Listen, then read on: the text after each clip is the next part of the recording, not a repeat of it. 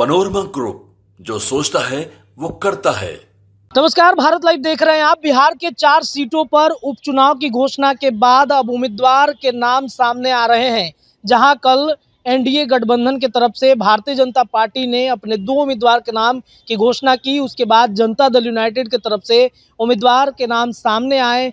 फिर उसके बाद अगर देखा जाए तो अब जीतन राम मांझी की पार्टी हिंदुस्तानी अवाम मोर्चा भी आज फाइनल करेगी। लेकिन उससे पहले आरजेडी महागठबंधन में सभी दलों के साथ मिलकर के आज आरजेडी दफ्तर के ठीक अंदर में एक प्रेस वार्ता बुलाई गई है और 4 नामों को सामने कर दिया गया है 4 सीटों के लिए। जी हाँ, हम आपको बताते हैं, इमामगंज से रोशन कुमार मांझी, राजेश मांझी को उतारा गया है, तो बेलागंज से विश्वनाथ कुमार सिंह को उतारा गया है। रामगढ़ में अजीत कुमार सिंह, जो जगदानंद सिंह के बेटे हैं, सुधाकर सिंह के भाई हैं। इसके अलावा तरारी से राजू यादव के नाम सामने आए हैं। ये कितने मजबूत प्रत्याशी हैं, कितना कमाल कर दिखाएंगे, हम सीधे बाबा से जुड़ते हैं और उनसे जुड़ करके इन चारों नामों के बारे में चर्चा करते हैं, बातचीत करते हैं कि आखिरकार क्यों ये प्रत्याशियों के नाम दिए गए हैं। चूँकि ये सभी नए प्रत्याशी हैं, बिल्कुल 2020 में इनके कई दिग्गज नेता वहाँ पर थे, लेकिन अब सभी वहाँ पर चूँकि कई सांसद बन गए और कई लोग जो हैं अब लड़ाई से बाहर हो चुके हैं। तो ये सभी नए प्रत्याशी हैं, कितनी टक्कर दे पाएंगे, चलिए सीधे बाबा से जुड़ते हैं और जानकारी लेते हैं। तो चलिए दर्शकों, देखिए हमारे साथ बाबा जुड़ गए हैं फोन लाइन पर। बाबा, 4 प्रत्याशियों के नाम के अनाउंसमेंट महागठबंधन ने एक प्रेस वार्ता करके, संयुक्त प्रेस वार्ता बुलाई है और बुला करके चारों नाम के जो है वो अनाउंसमेंट कर दिया गया है। इमामगंज से रोशन कुमार मांझी हैं, बेलागंज से विश्वनाथ कुमार सिंह हैं, रामगढ़ से अजीत कुमार सिंह हैं, तरारी से राजू यादव। जो बातें आप कह रहे थे वो लगभग फाइनल हो चुका है। तो इसमें सवाल ये है कि ये चारों प्रत्याशी नए हैं, क्या ये टक्कर दे पाएंगे एनडीए को? प्रशांत किशोर भी मजबूती के साथ उतर रहे हैं, क्या लग रहा है? देखिए रत्नेश, जो चर्चाएं हम कर रहे थे कि एक तरफ जहां एनडीए गठबंधन एकजुट होने की कोशिश में लगा हुआ है और ये दिखाने की कोशिश कर रहा है कि हम एकजुट हैं, किसी तरह का कोई कंट्राडिक्शन हमारे बीच में नहीं है। जैसा कि आपने देखा भी होगा कि अभी तक जीतन राम मांझी ने अपना नाम अनाउंस नहीं किया है जी। जदयू ने लगभग मान के चलिए कि अपना नाम अनाउंस कर दिया, मनोरमा देवी का नाम सामने आ गया, आप खबर भी सवेरे चलाए थे जी। 2 सीट पर भारतीय जनता पार्टी ने अपना नाम अनाउंस कर दिया है। यानी कि एक जगह बैठ करके, जो हम जिसकी बात बता रहे थे कि कहीं ना कहीं एनडीए गठबंधन के भीतर कोई कंट्राडिक्शन जरूर है, क्योंकि आपने अभी अभी एक शब्द कहा है जो बहुत ही महत्वपूर्ण है कि महागठबंधन के सभी घटक दल के नेता बैठ करके और सीट का अनाउंसमेंट किए हैं जी। लेकिन ये कमी आपको एनडीए गठबंधन में नजर आई है। तो ऐसी स्थिति में एक बात तो पहले तो फर्स्ट अगर देखा जाए तो प्रथम क्लास में मक्षिका पात्रम वाला स्थिति है कि पहले ही एक बढ़त तो आप देख लीजिए कि ऑलरेडी ले चुका है महागठबंधन। इससे पहले आपने देखा होगा कि जनसुराज कैसे आगे बढ़ रहा है। हम लगातार इस बात की चर्चा कर रहे हैं, जिस दिन से चुनाव की घोषणा हुई है उस दिन से हम बार बार ये कह रहे हैं कि देखिए बिहार सबसे ज्यादा फोकस है, 2 राज्यों में चुनाव है, उसकी चर्चा कम आप सुन रहे होंगे, लेकिन बिहार की 4 सीटों की चर्चा खूब सुनाई दे रही होगी। मैंने कई नेशनल मीडिया में देखा है कि बिहार की इन 4 सीटों पर सबका फोकस्ड है। बिल्कुल, कारण उसका है कि लिटमस टेस्ट माना जा रहा है इसे 2025 का। बिल्कुल, आप समझिए ना कि सबसे पहले तो सबका ध्यान जो है उस प्रशांत किशोर के तरफ है, जो प्रशांत किशोर कई राज्यों में सरकारें बनवाने के लिए एक उसका अंग हुआ करते थे। चलिए हम मान लेते हैं कि लोग कहते हैं, उनके विरोधी कहते हैं कि उनका क्या योगदान है, वो हम भी कहते हैं कि स्थापित लोगों को उन्होंने सहयोग दिया है या उनके लिए उन्होंने स्ट्रेटजी बनाई है, लेकिन गिलहरी के बराबर भी उनका योगदान तो रहा है ना जी।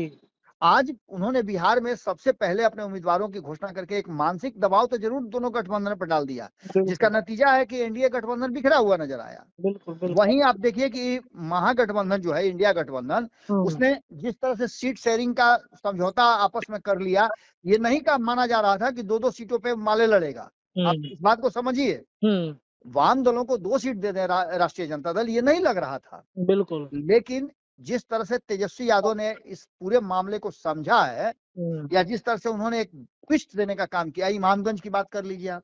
इमामगंज एक ऐसा सीट है जिसकी चर्चा लंबे समय से चल रही थी। कल भी आपको हमने बताया था खबरों में कि जैसे जनसुराज के कैंडिडेट का अनाउंसमेंट हुआ, वैसे ही ये बात आ गई कि न तो एनडीए और ना ही इंडिया गठबंधन, दोनों के जो उम्मीदवार पिछले चुनाव में थे वो अब तक इमामगंज के विकास के लिए कुछ भी नहीं कर पाए हैं। एक ठप्पा लगा हुआ था कि 2 साल से जीतन राम मांझी हैं, इमामगंज का कोई विकास नहीं हुआ। जी 5-6 बार वहां से रह चुके हैं उदय नारायण चौधरी, कुछ विकास नहीं हुआ। जी तो इसका मतलब था कि राष्ट्रीय जनता दल ने उन बातों को, नॉर्म्स को पकड़ा है और ये सीट जो है इमामगंज की उसने सीपीआईएमएल को दिया है, जिसमें आपने बताया भी कि रोशन कुमार उर्फ राजेश मांझी को वहां से टिकट दिया गया है। मांझी की बहुलता यहाँ पर है और ये देखते हुए एक बड़ा ट्विस्ट है। दूसरी बात कि आप तरारी की बात कर लीजिए, तो तरारी में तो हम पहले से कह रहे थे कि यहाँ से राजू यादव को मिलेगा टिकट, क्योंकि लोकसभा में उन्होंने अपने आप को सेक्रीफाइस किया था। जी जी जी जी जो 2019 में लड़े थे, कड़ा टक्कर दिया था, सेकंड पोजीशन पर रहे भी थे, परिस्थितियां विकट होने के बाद भी उन्होंने कड़ी टक्कर दी थी भारतीय जनता पार्टी को। 2024 में उन्हें नहीं चुनाव लड़ाया गया, तो ऐसी स्थिति में उनके लिए वो सीट निश्चित रूप से एक महत्वपूर्ण सीट है। और तरारी में भी जो समीकरण बने हैं उसमें इनका माले का, चूंकि आप जानते हैं कि अभी अभी आप देखिए उसी क्षेत्र से आती है आपको जो लोकसभा चुनाव हुआ है उसमें उसी क्षेत्र से आप देखिए काराकट से जीत करके आए हैं माले ही। जी जी जी इसके अलावा आप आरा की बात कर लीजिए जो उसके बीचों बीच तरारी है, तो वहां से भी माले जीत करके आई। इसका मतलब सीधा सा है कि कहीं ना कहीं इस क्षेत्र में माले का प्रभाव है, इसे इनकार नहीं कर सकते हैं। तो राजू यादव की उपयोगिता भी, राजू यादव को यहाँ उम्मीदवारी देना भी एक बड़ा मूव हो सकता है। दूसरी बात कि हम लगातार चर्चा कर रहे थे कि ये अभी तक नहीं हो पाया है आरजेडी में कि बेलागंज की सीट हो या फिर सुरेंद्र यादव को कोई माइनस कर दे। जैसे 7-7 बार वहां से चुनाव जीतने वाले सुरेंद्र यादव के पुत्र के बारे में कहा जा रहा था कि विश्वनाथ सिंह को वहां से चुनाव लड़ाया जाएगा जी, और हुआ भी वैसा ही। हाँ, बेलागंज से, तो बेलागंज से विश्वनाथ का ही नाम आया है। ये भी एक बात है कि विश्वनाथ सिंह का नाम आया है, विश्वनाथ यादव लिखते हैं, सिंह होता है। जी जी जी इसके बाद आगे बढ़िए रामगढ़, तो रामगढ़ में भी हम आपको बता ही रहे थे कि रामगढ़ में अजीत कुमार जैसे ही जदयू से छोड़ करके आए आरजेडी में, हालांकि जगदानंद सिंह के बारे में कहा जाता है कि वो परिवारवाद से थोड़ा दूर रहते हैं, लेकिन परिवारवाद वाली पार्टी कही जाने वाली राष्ट्रीय जनता दल के साथ रहते हैं तो कैसे उसे अछूता रह सकते हैं। जी जी जी जी अगर नहीं भी अपने परिवार को सपोर्ट करते हैं, हालांकि उनका है कि 2010 में उन्होंने 2015 में 2 बार जो स्टैंड लिया था उसकी चर्चा खूब होती है। अपने ही पुत्र के विरुद्ध 2010 में उन्होंने सुधाकर सिंह का विरोध कर दिया था, उनके विरुद्ध में वो। हाँ, इसके बाद अब अजीत सिंह, जो कि सुधाकर सिंह का सीट खाली हुआ है, हालांकि बड़ी मुश्किल से पिछली बार जीते थे, वहां से बीजेपी ने भी अपना उम्मीदवार घोषित कर दिया है अशोक सिंह को। अभी तक उसमें एक ही बात है कि 2 दल अभी और अपने उम्मीदवार की घोषणा करेंगे। एक बीएसपी वहां से चुनाव लड़ेगी ही लड़ेगी, क्योंकि यहाँ से रविदास की संख्या अच्छी खासी है। कल ही हम विश्लेषण कर रहे थे तो आपको बताए भी थे कि दलित समाज का भी यहाँ बहुत अच्छा वोट बैंक है, जो कि कई टक्कर देती है। 2020 में भी कई टक्कर दिया था, यहाँ से सेकंड नंबर पे रही थी, थर्ड नंबर पे बीजेपी पहुंच गई थी, और उसी अशोक सिंह को बीजेपी ने एक बार फिर से मौका दिया है। तो यहाँ की लड़ाई अजीत कुमार सिंह वर्सेस अशोक सिंह कड़ी होगी, लेकिन इसमें अब जनसुराज और बीएसपी किसको उम्मीदवार बनाती है ये बहुत महत्वपूर्ण होगा। इस सभी बातों में एक बात तो कॉमन है रत्नेश, कि जो आपने बात बताया है और जितनी बातें आपसे हमारी हुई आरजेडी के और इंडिया गठबंधन के संयुक्त जो प्रेस कॉन्फ्रेंस हुआ, इसमें हम देख रहे हैं कि करीब 10-12 लोगों का, जो भी पार्टियां हैं उनका इसमें हस्ताक्षर भी है। सभी लोगों ने इस बात पर मुहर लगाई है कि भाई हम सब लोग इस सीट शेयरिंग के समझौते से खुश हैं। तो ऐसी स्थिति में एक बात तो साफ नजर आती है कि पहला जो मानसिक दबाव है वो इंडिया गठबंधन ने एनडीए गठबंधन पर डाल दिया है।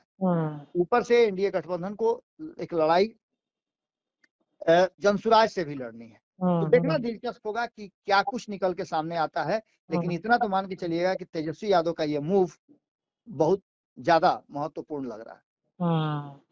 चलिए देखिए, तो बाबा ने सभी प्रत्याशियों पर अपनी राय रख दी है, कौन कितना मजबूत है, कौन टक्कर दे सकता है। फिलहाल इस खबर के लिए इतना ही, लेकिन आपको खबर लगातार मिलेगा, जो भी उपचुनाव से संबंधित अपडेट होगा हम आपको पल पल देते रहेंगे। देखते रहिए भारत लाइव।